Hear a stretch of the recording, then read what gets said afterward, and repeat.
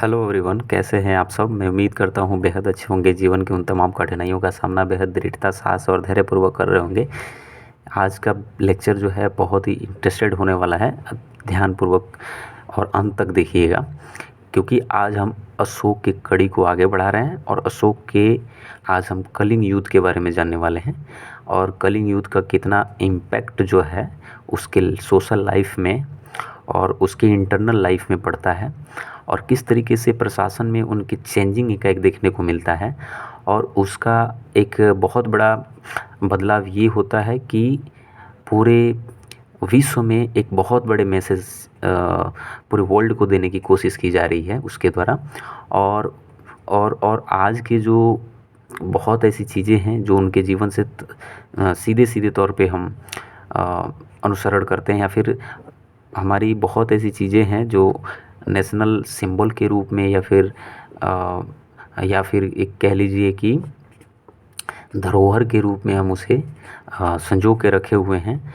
तो आखिर ऐसी कौन कौन ऐसी चीज़ें हैं, प्रत्येक पॉइंट्स पे हम बात करने वाले हैं। कब हुआ था ये कलिंग युद्ध और इसका जो है इम्पैक्ट कहाँ कहाँ था, किधर किधर बदलाव देखने को मिला, किन किन क्षेत्रों में। तो ये सारी चीज़ें, इन सारी पॉइंट्स को हम बात करने वाले हैं एक एक करके। तो देखिए, सबसे पहले हम बात करने वाले हैं कलिंग के बारे में। कलिंग जो था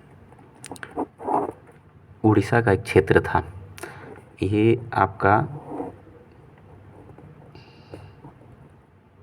इंडिया है, तो इंडिया में ये जो आप देख रहे हैं मैप के साहू हो, यहाँ देख लीजिए थोड़ा सा। ये इंडिया में, तो ये वाला जो क्षेत्र था उड़ीसा, इधर कलिंग का क्षेत्र था और यहाँ तक मगध साम्राज्य का विस्तार नहीं हुआ था। ठीक है, कब? जब अशोक का शासनकाल था, क्योंकि उस समय बंगाल की खाड़ी तक इसकी सीमाएं अभी नहीं पहुंच सकी थी। लेकिन ऐसा कहा जाता है कि अशोक के पहले जब महापद्मनंद ने जब शासन किया था, तो उस समय कलिंग को जो है अपने साम्राज्य में मिला लिया था महापद्मनंद। ठीक है, कलिंग राज्य को अपने साम्राज्य में मिला लिया था। तो इससे अंदाज़ा ये लगता है कि जब मौर्यों का विस्तार हुआ तो लगभग लगभग मौर्यों ने सुदूर इलाके तक अपना राज्य विस्तार किया था। और ये निश्चित ही कहा जा सकता है कि ये कलिंग भी इसका अंग रहा होगा। किसका? मगध साम्राज्य का।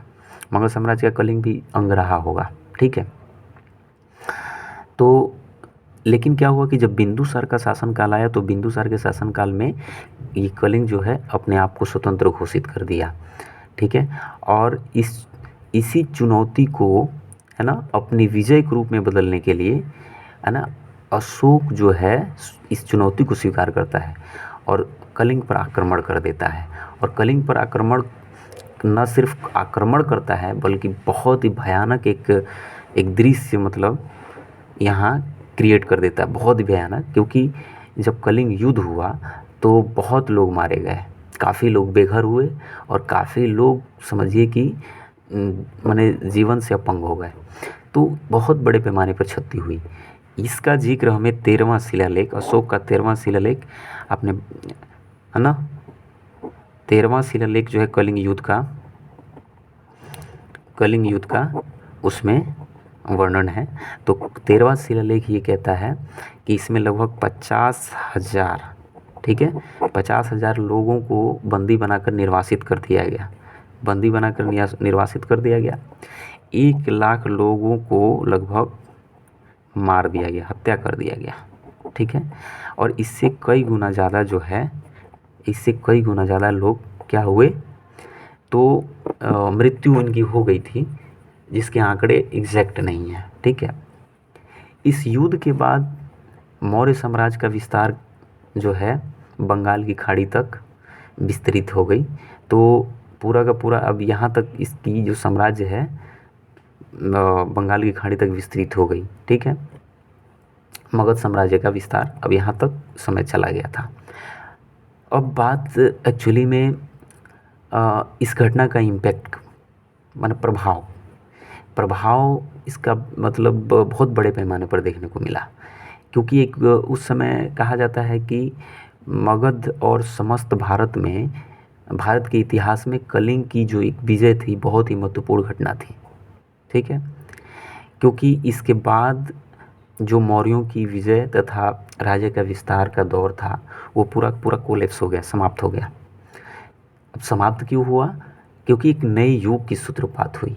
जब ये युद्ध हुआ है ना, तो युद्ध के पश्चात अशोक एक तरीके से अंदर से पूरा टूट गया।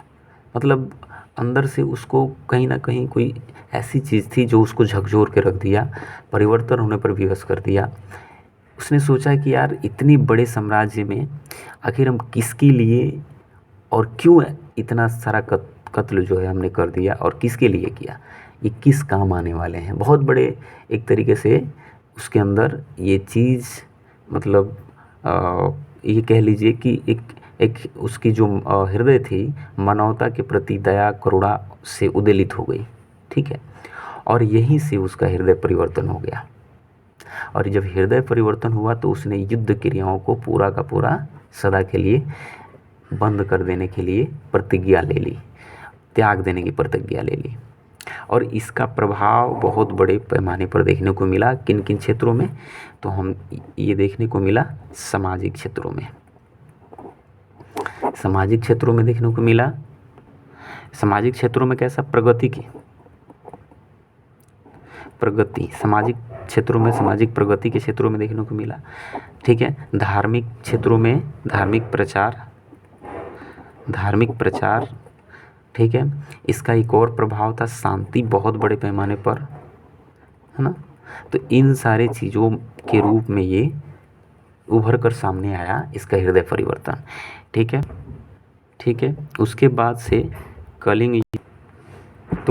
कलिंग युद्ध के पश्चात जो है ये सारे जो परिवर्तन देखने को मिले, इसके पश्चात अशोक जो है बौद्ध धर्म को अपना लिया। और बौद्ध धर्म को न सिर्फ अपनाया बल्कि तन मन और पूरे धन से, जितनी उसकी शक्ति थी, पूरे ताकत से, है ना, जन कल्याण के लिए अपना सर्वस्व न्यौछावर कर दिया। ठीक है, और इसका एक बहुत बड़ा प्रभाव ये देखने को मिला कि अशोक द्वारा बौद्ध धर्म का प्रचार जो है ना, बड़े पैमाने पर किया गया बौद्ध धर्म का प्रचार। ठीक है, और बौद्ध धर्म के प्रचार में ये मतलब जो साधन अपनाए, है ना, तो वो साधन धर्म यात्राओं को शुरू करवाया साधन के रूप में। राजकीय पदाधिकारी, आप ये कह सकते धर्म यात्रा, है ना, राजकीय पदाधिकारियों को नियुक्त किया, है ना, राजकीय पदाधिकारियों को नियुक्त किया। और ये राजकीय पदाधिकारी कौन कौन होते थे? जैसे व्युष्ट, रजुक, प्रादेशिक, ये सभी जो थे, ये सभी एक तरीके से मतलब ग्रुप था इन लोगों का, है ना। और उनके ये पदाधिकारी होते थे, धर्म जो प्रचारक थे होते थे, तो उनके ग्रुप के ये पदाधिकारी होते थे। और इन्हीं के माध्यम से प्रचार जो है करवाया जाता था, या फिर जो भी उस संबंधी कार्य होते थे इनके द्वारा करवाया जाता था। उसके बाद धर्म महामात्रों की नियुक्ति हुई, दिव्य रूप का प्रदर्शन करवाया। ठीक है, उसके बाद बहुत सारे काम करवाए, लोक कल्याणकारी काम करवाए, धर्म लिपियों को खुदवाया, है ना, विदेशों में धर्म प्रचार के लिए लोगों को भेजा। ठीक है, तो ये सारे काम जो है इसने बौद्ध धर्म के प्रचार के लिए करवाया। ठीक है, अब बात करते हैं कि अपने अभिषेक के मतलब राज्याभिषेक के जो 10वां वर्ष था, इन 10वां वर्ष में सबसे पहली बार फर्स्ट टाइम ये अपना यात्रा करता है, धर्म यात्रा, है ना।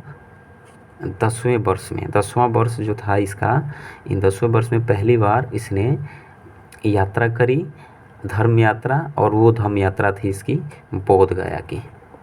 बहुत ही महत्वपूर्ण है ये लाइन, प्रश्न बन जाते हैं कि उसकी पहली यात्रा कहाँ की थी, तो बौद्ध गया की यात्रा थी। ठीक है, यहीं से शुरुआत करा उसने और 20वें वर्ष में वो लुम्बिनी गया। महात्मा बुद्ध का जहाँ जन्म हुआ था तो 20वां वर्ष जो था वो वहाँ लुम्बिनी गया। ठीक है, तो यहीं पे महात्मा बुद्ध का जन्म हुआ था, लुम्बिनी। तो लुम्बिनी जो है ये गया और यहाँ जाके एक काम किया, यहाँ का जो टैक्स था 1/8 कर दिया।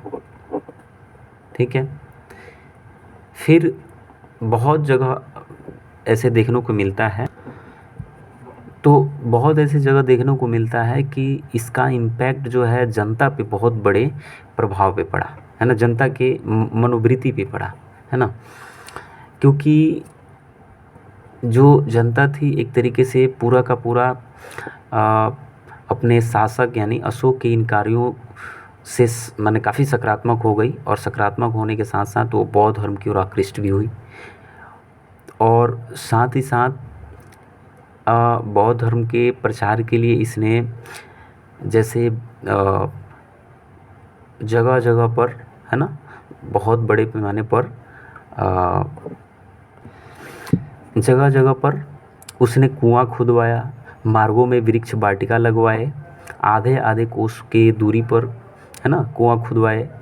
तो ये सारे काम जो थे पूरा का पूरा धर्म प्रचार के लिए इसने व्यवस्थाएं करवाई।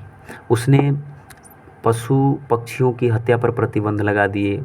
ठीक है, अच्छा 13वां शिलालेख में ये बात आता है कि उसने धम्म महामात्र का नियुक्ति करी। तो धम्म महामात्र कौन होते थे? धम्म महामात्र, तो धम्म महामात्र जो होते थे, धम्म महामात्र ये एक तरीके से समूह होता था बौद्ध धर्म के प्रचार के लिए। जो पदाधिकारियों का वर्ग तैयार होता था तो ये समूह होता था। तो इसका बात हमने यही करा है, राजकीय पदाधिकारी जैसे ये व्युष्ट, रजूक, प्रादेशिक, ये सभी इसी के अंतर्गत आते थे। तो धम्म महामात्र ये एक तरीके से धम्म महामात्र थे। तो धम्म महामात्र का जो है इसने एक वर्ग तैयार किया। ठीक है, साथ ही साथ इनका कार्य भी निर्धारित किया कि आप जाइए और विभिन्न, ये नहीं कि सिर्फ बौद्ध धर्म के प्रति बल्कि विभिन्न जो धार्मिक संप्रदाय हैं उनके बीच द्वेष भाव को मिटाकर धर्म की एकता पर बल देने का कार्य कीजिए। ठीक है, तो इनका ये काम था। तो बहुत ही बड़े पैमाने पर बदलाव देखने को मिला। साथ ही साथ उसने पत्थरों पे है ना बहुत ऐसी चीज़ें मतलब अपना लेख जो है उस पे खुदवाया। उसका उद्देश्य ये था कि इस लेख को चिर अस्थायी रखना, मतलब लंबे समय तक ये खराब नहीं होंगे और इसका परिणाम ये होगा कि परवर्ती जो पुत्र पौत्र होंगे है ना वो अपने भौतिक और नैतिक लाभ के लिए उनका अनुसरण करेंगे। ठीक है, तो इसका मतलब ये था। और साथ ही साथ सबसे बड़ी एक चीज़ क्या थी कि उसकी भाषा न संस्कृत थी और न दूसरी थी, बल्कि जो भाषा उस समय लोग बोलते थे उसी भाषा में वो उत्कीर्ण करवाए। जैसे पाली भाषा बोलते थे और पाली भाषा में ही इसने उत्कीर्ण करवाए जो काफ़ी लोकप्रिय थी।